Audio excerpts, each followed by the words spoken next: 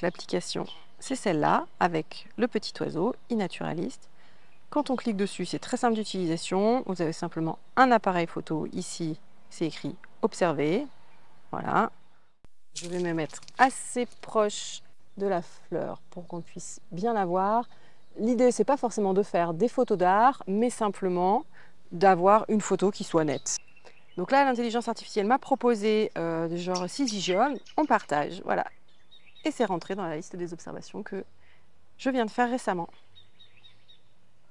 Comme cette plante endémique, elles sont des centaines à avoir été répertoriées sur la plateforme iNaturalist ce week-end pour le Grand BioBlitz du Sud.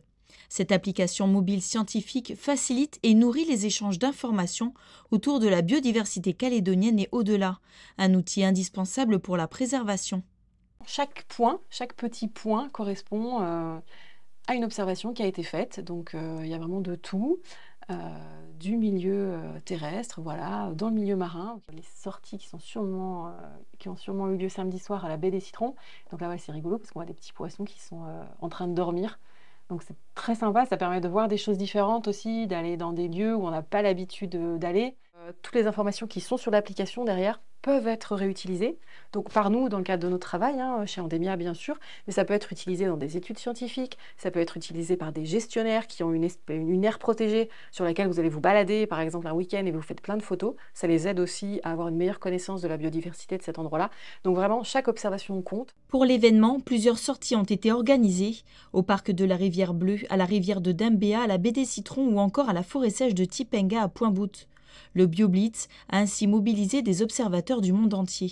On ne peut pas tellement combattre contre voilà, les grands pays d'Amérique du Sud ou l'Australie, mais ce n'est pas ça l'important du tout, hein, vraiment. L'important, c'est que la communauté se mobilise, que le grand public soit au rendez-vous, qu'on fasse le maximum d'observations. Donc on essaye chaque année, nous, d'augmenter le nombre d'observations qu'on fait. On ne se sent pas vraiment en concurrence avec les autres pays.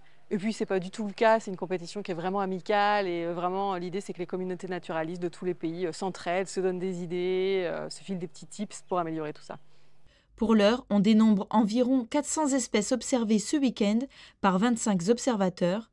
Mais ce chiffre va augmenter puisqu'il reste encore 10 jours aux participants pour mettre leurs photos en ligne. Pour l'édition précédente, en 2023, plus de 3000 observations avaient pu être faites.